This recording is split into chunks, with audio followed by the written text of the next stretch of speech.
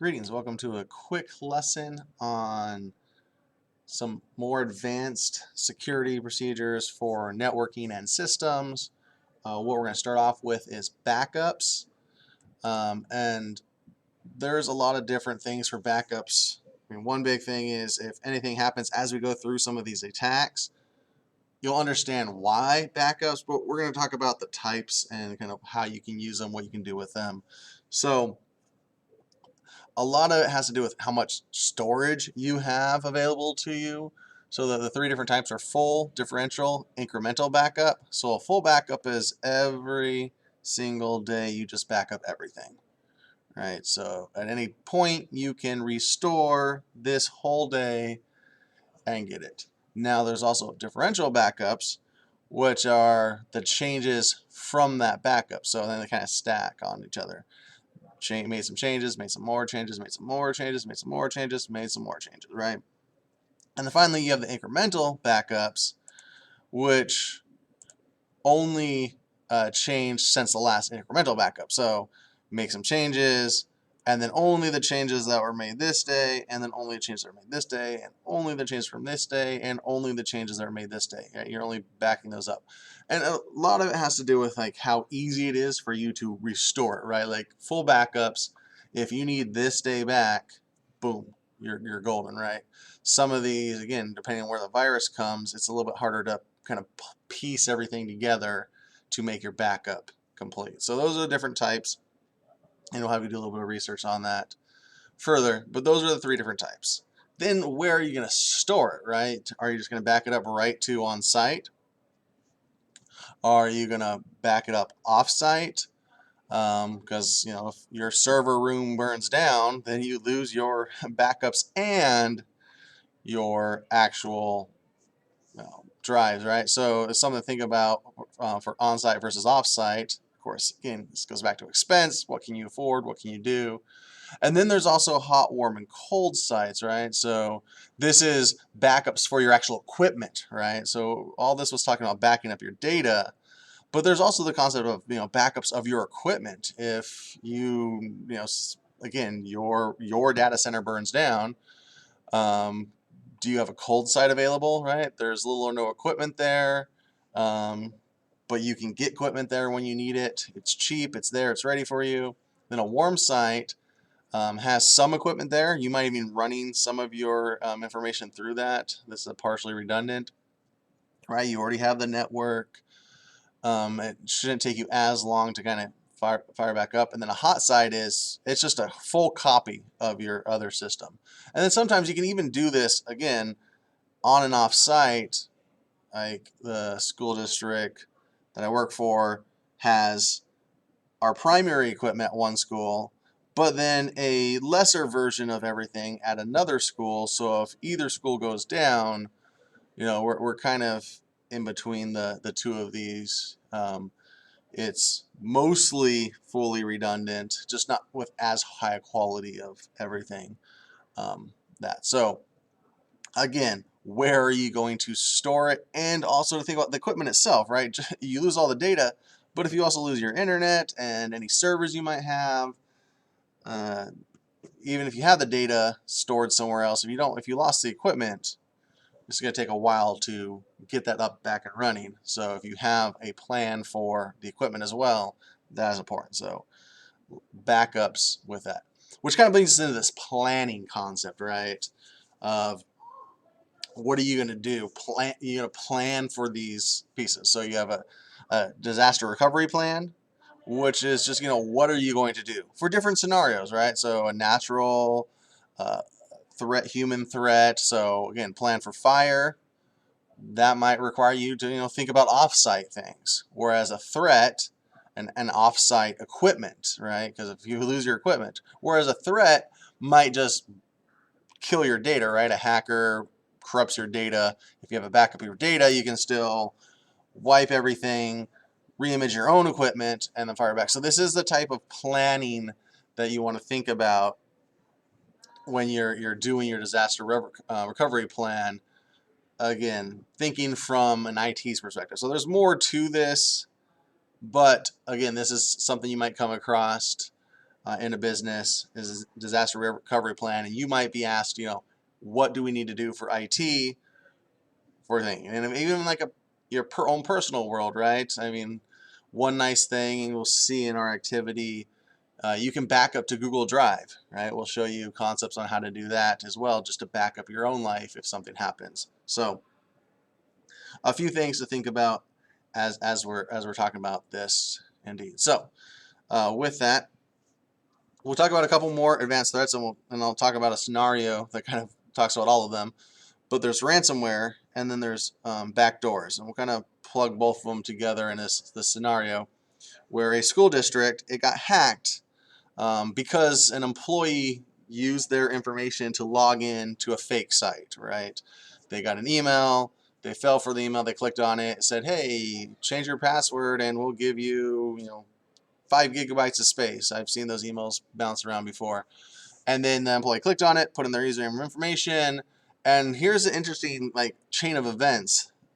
The first person added a backdoor, right? So they made it so someone else could come back. So they logged in that person's computer, installed a program on that person's computer that allowed another person to get in. So they sold that backdoor to another person, another group, right? And that group infiltrated the network. They were able to go from that person's workstation and was able to infiltrate the network. And again, they added a bunch of backdoors to the network. And then they sold that backdoor to the network to a third party, and the third party installed ransomware, deleted all kinds of files, corrupted networks, so that in order to get the ransomware back, so they corrupted the backups. And this is what we're talking, and we'll talk about this a little bit when we get more ideas of your disaster recovery plan. But they corrupted the backups. So that's something to think about as well, is the ransomware, these backdoors, these advanced threats, they can really get to you. And one thing you need to understand about these advanced threats, it can take a long time for people to do this, right? This was a course of like 3 months or something. One person got in there over a few days, the next person took a week to infiltrate everything else, and the next person took a few weeks to do all the damage and then initiate it. So again, it's more understanding. They have nothing but time in order to do this. So as we think about these backups and these disaster plans, I mean, there are times where I've seen, like talking about Google Drive, that if you have your computer attached to Google Drive, it can possibly corrupt the Google Drive files as well. So you gotta have a good system. So like a good example will be if you have a hard drive that you plug in for backups, then you're going to use that system to actually talk to your backups. But if you leave that plugged in, someone corrupts your system, they can also corrupt your backups. So again, if you just unplug it when you're done with backups, that saves that as well. All right, we're going to go over VPNs real quick. So in VPNs, there are virtual private networks, and there's essentially two types. There's a personal one where you connect through the VPN and everyone is blocked, so you can get to the internet. Normally you're connected to some other server somewhere, and then that server is the one that actually connects out to the internet, is really how that works, right? So you're connected to someone else, and they connect to the internet, so that connection is what gets recorded. But the VPN is essentially the one that gets credited for all the views. You don't actually see it. So the other one is work, right? And if you see this, it's a lot of the times used for employees to connect actually to the corporate headquarters, the network, whatever, inside the intranet, right? So at the firewall of the company, the users are allowed to go through, and then the VPN will be on the actual corporate network. And then once they get through the firewall, talk to the VPN, then they can access their files for work, right? So that's kind of the concept of a work one, is it allows you to, whether from your mobile device, your home, you connect to the application, it has direct file right to a direct line right to your work, and then bypasses all the security so you can actually go inside. And then that's, that firewall is a huge piece of the security for a company, so it would keep you out as well, but the VPN kind of allows you through and then there's a VPN on the other side waiting to kind of let you get access to your corporate files. So you can purchase the personal ones just as easy, or set up the VPN. Again, there's programs that allow you to install it on a server and then install it on your computer, and then you can get through fairly quickly. All right, last piece of this is network security. Some common practices when you're doing this is user access control. And you can even kind of follow this with your own devices. But there's this principle of least privilege, right? So like an old scenario might be you have an admin, and the admin has access to the servers, the workstations, the network. They have full access. However, if the admin is compromised, then the hacker has access to the servers, workstation, networks. So if you break it up, you have a help desk account that has access to the workstations, a server admin who has access to the servers. And these are all different accounts, different passwords. That means if any of them get hacked, they only have access to one, right? Also, then admin accounts, or lack thereof.